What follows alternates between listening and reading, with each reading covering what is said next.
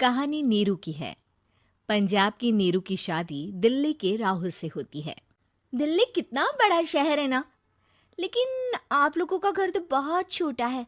हमारे पंजाब में तो ये बड़े बड़े घर होते हैं कि मजा ही आ जाता है। कोई बात नहीं नीरू, मैं भी तुम्हारे लिए बहुत बड़ा मकान बनाऊंगा बहुत जल्दी। नीरू के पिता जहाँ पंजाब के जाने माने व्यापारी थे, वहीं उसका पति राहुल दिल्ली में एक सिंपल नौकरी करता था। माँ, यहाँ तो घी मक्खन इतना महंगा है कि क्या बताऊं। मैं तो तरस ही जाती हूँ घी खाने के लिए। नीरू की माँ को ये सुनकर बहुत दुख होता है।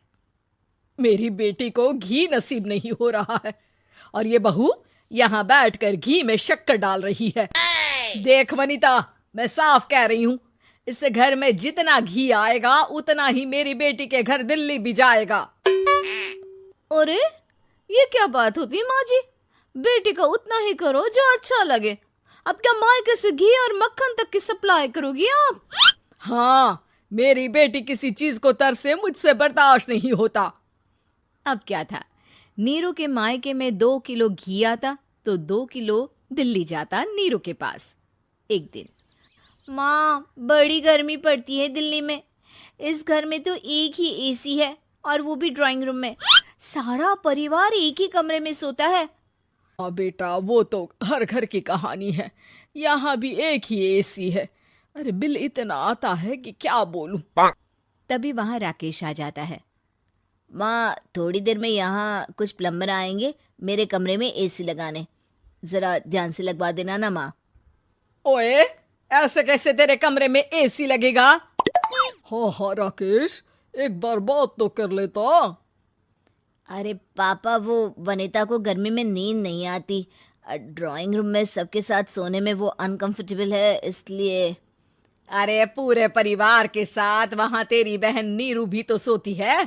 वो नहीं हो रही क्या अनकंफर्टेबल? समझ रहा है ना? अगर एसी लगेगा तो एक दिल्ली में तेरी बहन के कमरे में भी लगेगा, तभी तू लगा सकेगा।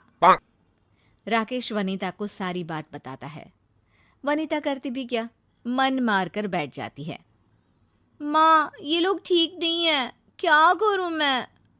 अरे बेटी, यहाँ आ जा, तू यहाँ आकर रह ले। अरे छोड़ दे ऐसे पति को।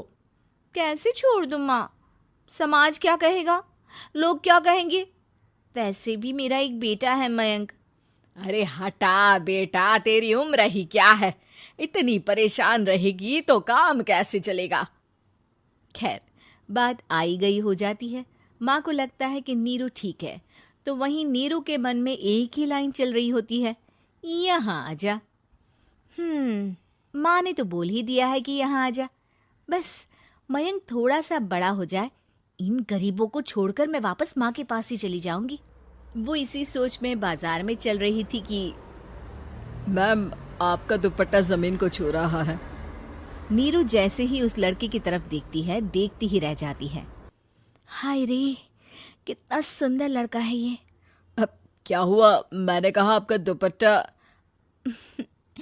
तो खुद ही उठाकर दे दो ना। लड़का समझ जाता है कि नीरू उस पर फिदा हो चुकी है। वो उससे उसका नंबर लेकर चला जाता है। अब क्या था, नीरू और रोहित में लगातार बातें होने लगती है। मैं हरियाणा का रहने वाला हूँ, यहाँ एक बड़ी कंपनी का मैनेजर हूँ। अच्छा, और कितने बच्चे हैं तुम्हारे? बच्चे? अरे मेरी तो शादी भी नहीं हुई है। तुम बताओ, शादी करोगी? नीरू शर्मा जाती है। अब लेकिन मैं तो पहले से ही शादीशुदा हूँ। मुझे फर्क नहीं पड़ता, बस तुम शादी कर लो। भाग चलते हैं, बहुत पैसे वाला हूं मैं, हमेशा खुश रखूंगा तुम्हें। नीरू रोहित से मिलकर सारा प्लान बना लेती है और फिर एक दिन घर से भाग जाती है। दोनों शादी कर लेते हैं। शादी के बाद, क्या बात है नीरू, तुम्हें परेशान सा देखता हूँ, सब ठीक तो है ना? हाँ हाँ, सब ठीक है।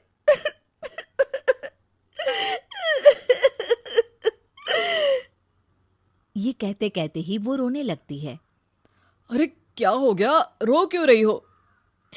मैंने तुमसे एक बात छुपाई है और वही बात अब मुझे परेशान कर रही है।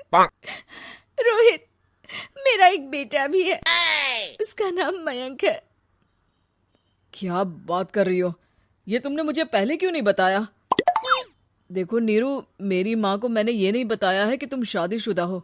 बच्चा मैं मैनेज नहीं कर पाऊंगा। नीरू को समझ में नहीं आता कि वो क्या करे। तुम उस बच्चे को अपनी माँ को क्यों नहीं दे देती? नीरू चुपके से माँ को फोन करती है। माँ, क्या मयंक को तुम रख सकती हो? बेटा, मैं राकेश के साथ बात करती हूँ। आखिर घर का बेटा वही है, जो वो बोलेगा। वैसे भी बेटा, तूने जो किया है ना, उसके बाद से पूरा घर तेरी बुराई कर रहा है। मैं भी अब किसी से तेरे लिए लड़ नहीं सकती। राकेश बेटा, नीरू ने तो जो किया बहुत ही बुरा किया, लेकिन मैं सोच रही थी कि क्यों ना मयंक को हम यहाँ ले आए। तभी वनीता बोल पड़ती है। वाह जी, ऐसे कैसे यहाँ ले आए? यहाँ क्या भंडारा भरा है? और जिस बच्चे की माँ ने नहीं सोचा, उसके लिए हम क्यों सोचे? नीरू को एक बार तो अपने बच्चे के बारे में सोचना चाहिए था ना।